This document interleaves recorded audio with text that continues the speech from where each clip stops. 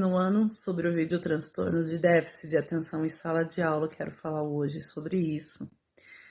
Se você maldosamente tentasse produzir um ambiente que deixasse uma criança com transtorno de déficit de atenção louca todos os dias, provavelmente não conseguiria inventar nada pior do que a escola. Phelan, ele escreveu isso em 2005 num livro.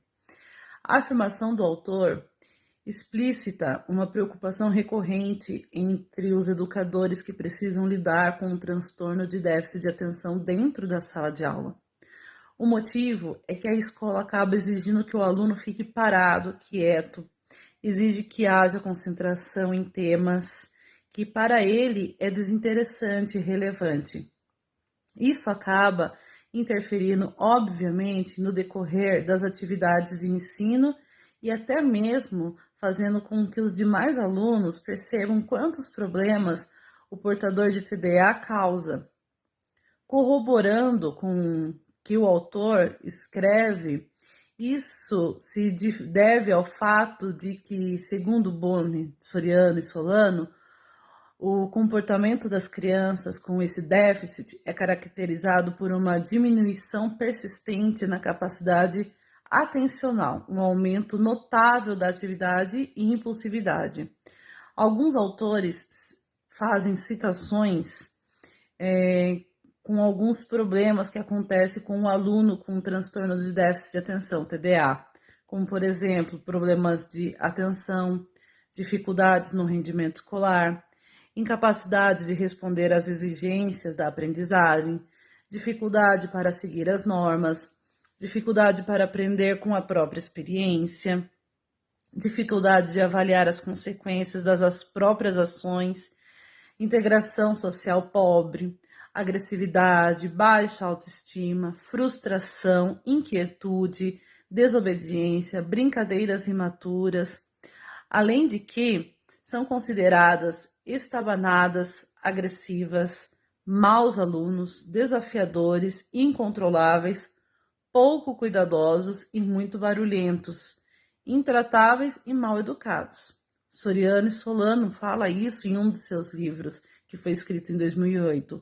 Porém, embora todos esses pontos possam prejudicar o desenvolvimento escolar da criança, é importante lembrar que ela pode ter todas as possibilidades de resultados, conseguindo ter bons resultados na escola, na sua vida acadêmica, pois conforme Matos escreve em 2004 em um dos seus artigos, esse transtorno pode ser encontrado em toda a faixa etária de inteligência com qualquer QI, desde alunos com inteligência limítrofe até os superdotados.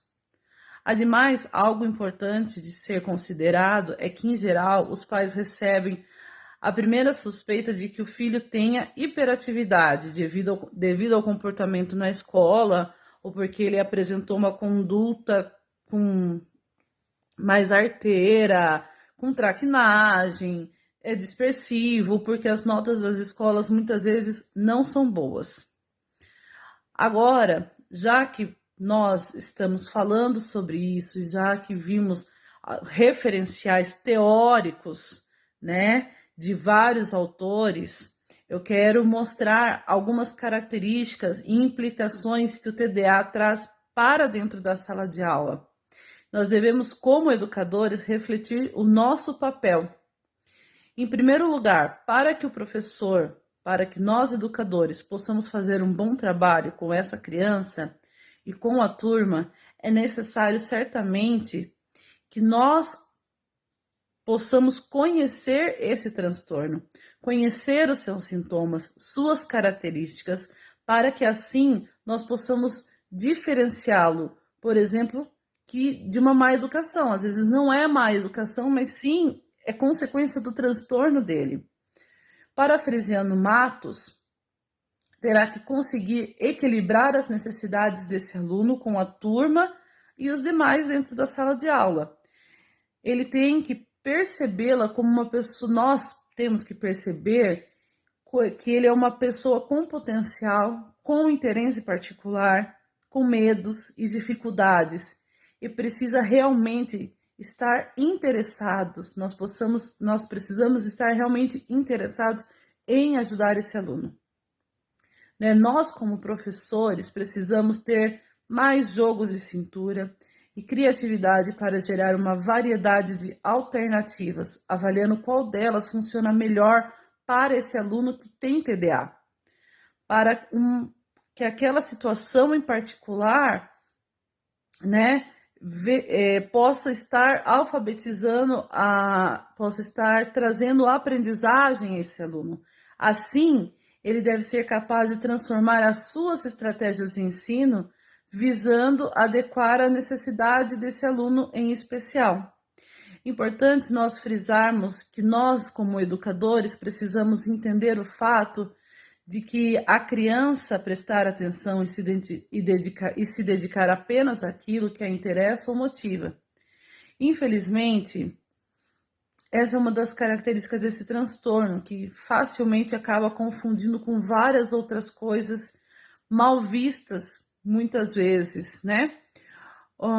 Paulo Matos, em seu livro No Mundo da Lua, apresenta algumas dicas para que o professor possa realizar um trabalho mais eficaz e satisfatório em sala de aula, mesmo sabendo que não tem nenhuma receita para obter sucesso. A gente precisa ficar testando vários tipos de aprendizagem para que esse aluno possa ser alfabetizado. Manter uma rotina constante e previsível, a criança com TDAH requer um meio estruturado e que tenha regras claras estabelecidas e que estabeleça limites ao seu comportamento. É importante evitar mudanças de horários, de regras e avaliações. Deve-se deixar claro desde o princípio o que é esperado dos alunos. Uma possibilidade é colocar as regras por escrito e deixar à mostra. O aluno com TDAH precisa de um nível mais alto de estimulação para funcionar melhor.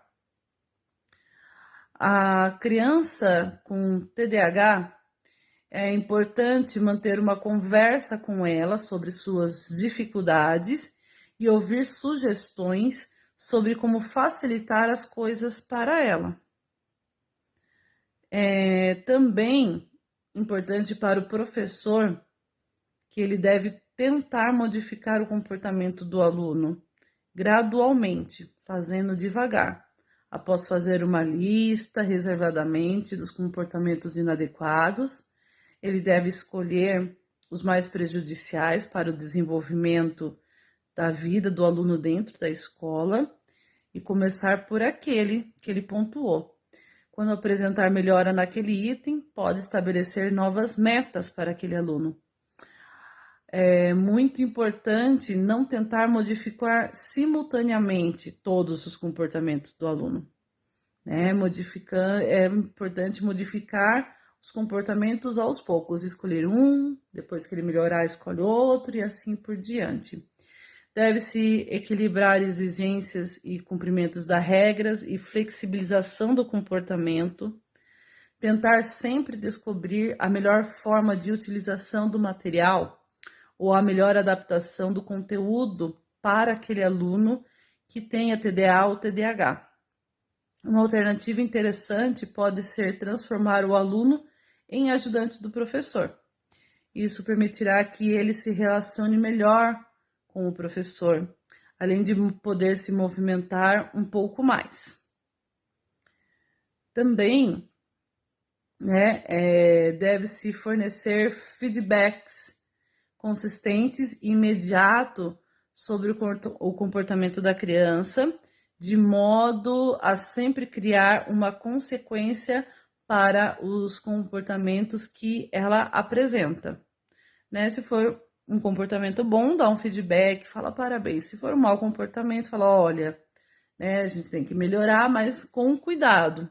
O professor, bem como os pais, devem procurar sempre elogiar ou premiar aquela criança quando ela apresenta aquele comportamento que se espera dela, em vez de puni-la quando apresenta comportamentos inadequados. Ao invés de punir, mostrar aonde ela errou. muitas vezes o professor tem que agir como um organizador auxiliar, sinalizando quando está trocando de tarefas ou atividades e ressaltar diferencialmente os pontos importantes daquela atividade, daquela tarefa. Verificar se a criança trouxe os deveres de casa, se está com a agenda organizada e assim por diante.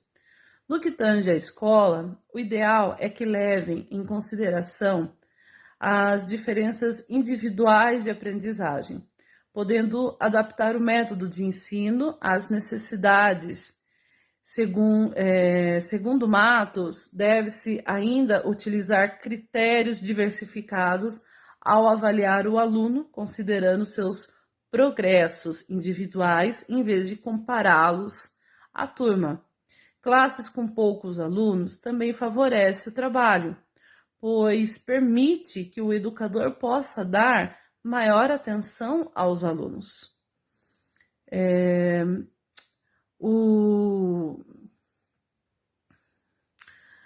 Falando, corroborando com o que Matos, Soriano e Solano eles apresentam, eles também mostram acerca de alguns pontos que podem ser feitos para melhorar a atenção do aluno. Ou seja, como você pode melhorar aquele aluno chamando a atenção dele, incentivando a criança a se sentar perto de você, professor, chamando ele pelo nome, combinar sinais previamente a fim de que o aluno focalize sua atenção, diminuir os estímulos irrelevantes presentes na sala de aula, apresentar as informações de maneira explícita, melhor, apresentar a melhor forma possível as informações, usar sempre lembretes, fichas, listas, desenhos, marcar o tempo, uma vez que o aluno não tem consciência de tempo, então o uso do relógio cronômetro pode ser interessante dentro da sala de aula. As instruções devem ser apresentadas de forma breve, clara e concisa para aquele aluno. Proporcionar atividades que não sejam monótonas nem entediantes para esse aluno. São atividades que chamem mais atenção, que foquem mais a atenção dele. Reforçar e premiar as condutas certas, as condutas adequadas que ele fez. Estabelecer rotinas. Essa criança ela precisa de rotina. Ajudar o colega com dificuldade e permitir que ele participe na organização da aula, atribuindo-lhe alguma responsabilidade, O professor é importante, para ele fazer isso para que a criança ela aprenda. Ressaltar ainda que os portadores de TDAH são caracteristicamente os alunos mais enérgicos, entusiasmados, alertas, criativos e perceptivos, características que podem ser usadas no ambiente escolar, a fim de motivar os talentos, inclusive novos talentos desse aluno. Embora a pesquisa que eu fiz e que eu estou apresentando hoje em vídeo vise explanar o papel do professor, não se pode desconsiderar também a importância do papel dos pais, uma vez que é imprescindível que nós, no papel de pais ou professores, disponhamos de ferramentas para ajudar a essas crianças a adquirir progressivamente essas habilidades. É muito importante a participação da escola, dos pais ou responsáveis e de nós, professores.